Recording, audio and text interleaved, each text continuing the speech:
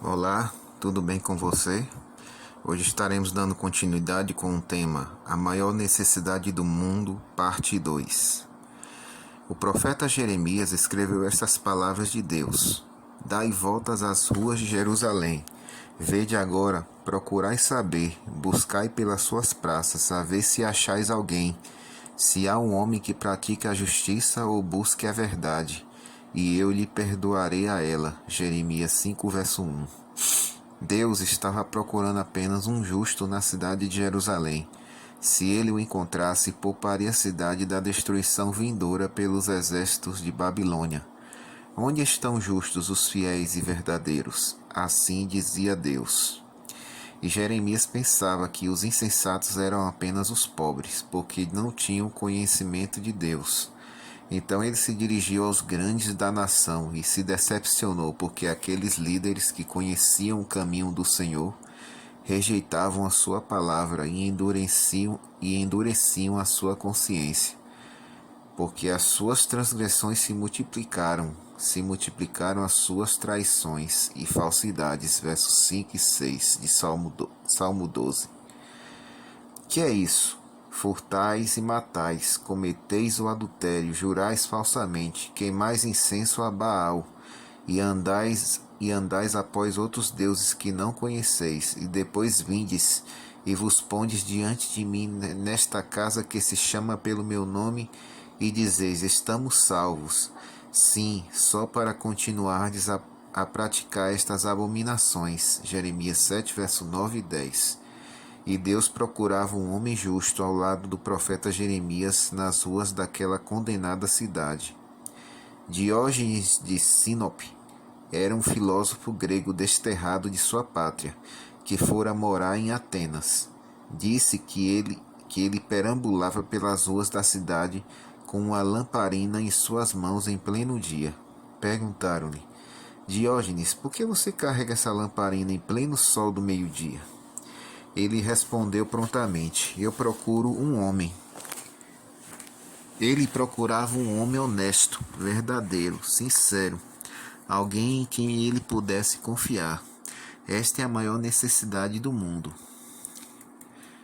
No livro Educação, página 57, Ellen White diz o seguinte: a maior necessidade do mundo é a de homens, homens que não se comprem e nem se vendam, homens que no íntimo da alma sejam verdadeiros e honestos, homens que não temam chamar o pecado pelo seu nome exato, homens cuja consciência seja tão fiel ao dever como a bússola o é ao polo, homens que permaneçam firmes pelo que é reto ainda que caiam os céus. O profeta Jeremias procurava um homem. Davi lamentava a carência de homens retos e justos. Diógenes, com a sua lamparina, procurava um homem. Ellen White diz que esta é a maior necessidade do mundo. A intervenção divina.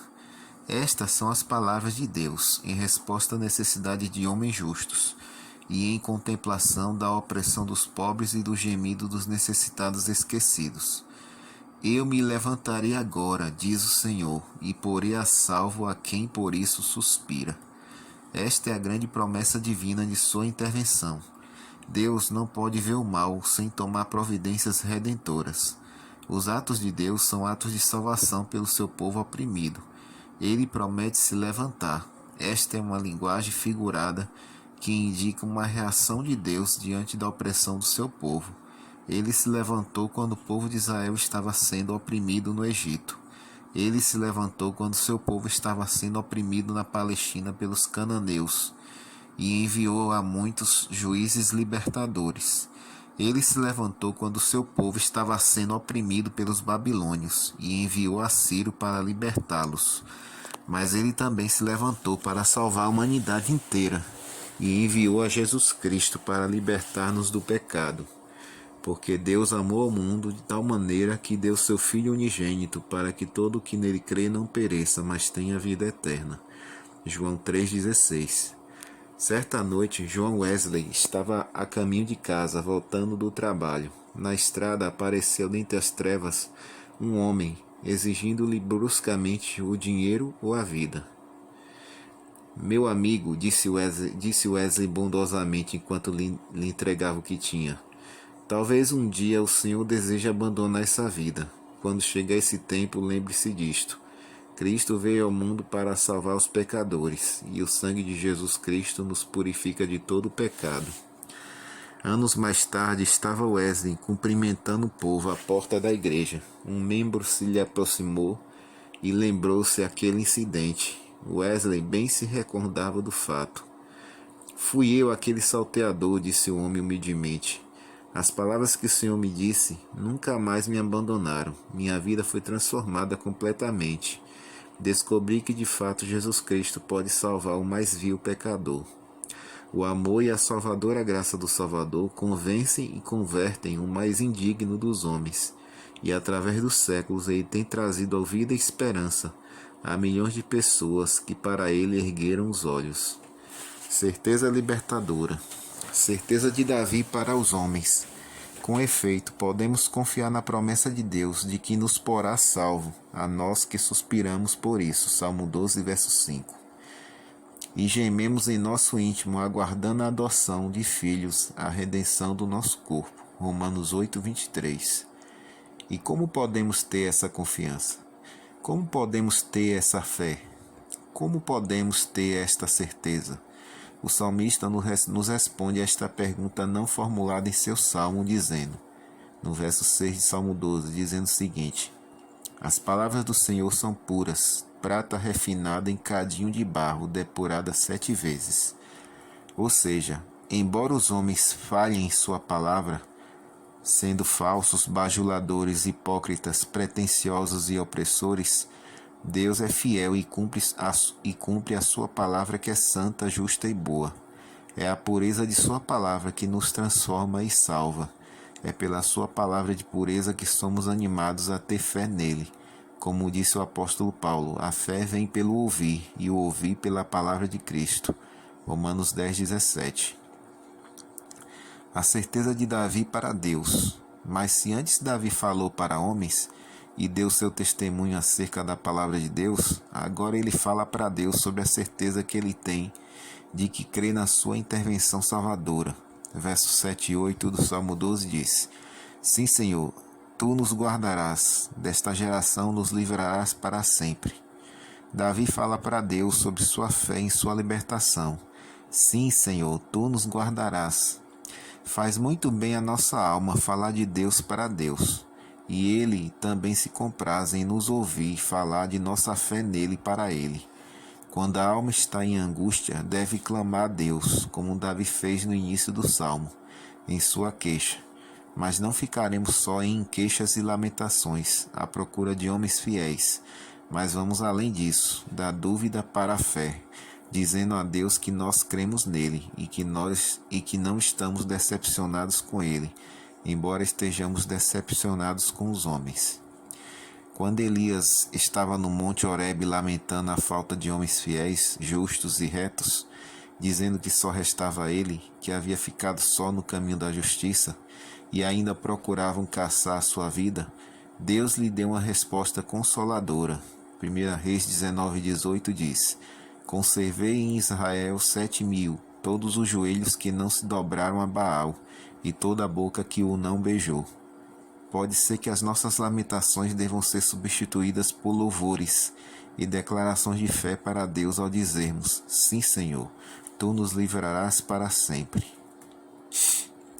Vivemos em um mundo terrível em que por todos os lugares andam os perversos. Quando entre os filhos dos homens a vileza é exaltada. Há um aumento de crimes e criminosos. Há uma proliferação de lugares contaminados por homens perversos e maus, prontos para eliminar a vida por qualquer motivo. Há uma inversão de valores, em que a vileza é exaltada, o crime levanta sua hedionda cabeça. A depravação é elogiada, e parece que ninguém atenta para isso, e a justiça anda tropeçando pelas praças. Entretanto, há uma grande multidão de homens e mulheres dos quais o mundo não é digno, que se levantam em suas preces para louvar a Deus e dizer: Sim, Senhor, tu nos livrarás para sempre. Estes são os verdadeiros e justos, que não dobraram os seus joelhos a Baal, nem aos deuses modernos da televisão, nem à Babilônia cristã. Sim, existe uma multidão de cristãos, homens que não se compram nem se vendem, homens que no íntimo da alma são verdadeiros e honestos, homens que não temam chamar o pecado pelo seu nome exato, homens cuja consciência é tão fiel ao dever como a bússola o é ao polo, homens que permanecem firmes pelo que é reto ainda que caiam os céus. Estes são os escolhidos de Deus. Agora, só uma pergunta. Você é um destes? Você é um escolhido? Você tem certeza de que anda no caminho da justiça e da retidão? Você pode dizer a verdade que seja ameaçado pelos ímpios? Há muitos anos, certo jovem prestava serviço no Exército Confederado do Sul nos Estados Unidos. Estava sob as ordens do general Robert Lee e sentia-se muito orgulhoso dele. Certo dia, esse jovem recebeu a notícia de que sua mãe estava muito doente, de modo que pediu licença ao general Lee para visitá-la. O general lhe deu uma ordem escrita e lhe sugeriu que se vestisse à paisana, porque a sua casa se encontrava muito perto da linha de combate. Com toda essa pressa, o soldado começou a sua viagem. Finalmente conseguiu divisar seu querido lar, mas para sua decepção notou que vários soldados da União interceptaram seu caminho. Pôde ver sua casa à distância. Os inimigos não demoraram em prendê-lo e levá-lo perante o comandante do acampamento dos soldados da União, onde tremulavam as bandeiras com a brisa, e havia soldados por todas as partes. Se ele dissesse que se simpatizava com os do norte, talvez o teriam deixado ir livremente. Se dissesse que era do sul, provavelmente o levariam a um acampamento de prisioneiros. Quem é você? Interrogou o oficial. O jovem hesitou, então pensou no seu general e serenamente, levantando a cabeça orgulhosamente, disse: Sou um soldado confederado sob o comando do general Lee. Então você é um espião, será fuzilado ao amanhecer. Soldados, levai-o daqui. Mas, senhor, não sou um espião, estou usando roupas civis porque fui dispensado. Vou ver minha mãe doente, mora no fim desta rua. Revistem-no, foi a ordem do oficial. Assim o fizeram, encontraram só a ordem do general Lee para visitar sua mãe. Era um momento de angústia. O oficial examinava o pedaço de papel. Finalmente disse: Parece que você está dizendo a verdade. Além disso, não se envergonha de sua causa. Por estas duas razões, ponham-no em liberdade. Temos a certeza de que a nossa libertação é para sempre. Nossa suprema esperança é a vida eterna. Então, em uma vida tão fugaz hoje, podemos nos preparar a fim de sermos fiéis ao dever como a bússola é fiel ao polo. Podemos afinar a nossa consciência para ouvir a voz de Deus em meio ao vozerio carnavalesco de um mundo que se encaminha para a perdição. Como está a sua consciência? Você tem uma certeza eterna? Se você deseja ter a vida eterna e se você deseja também ser fiel a Deus como a bússola o é ao polo, vamos orar neste momento. Querido Pai, te pedimos, Senhor, que o Senhor nos ajude a sermos fiéis a Ti. Aconteça o que acontecer, independente das circunstâncias, possamos permanecer fiéis a Ti. Que o Senhor abençoe esta pessoa que está ouvindo esse áudio. Em nome de Jesus, amém.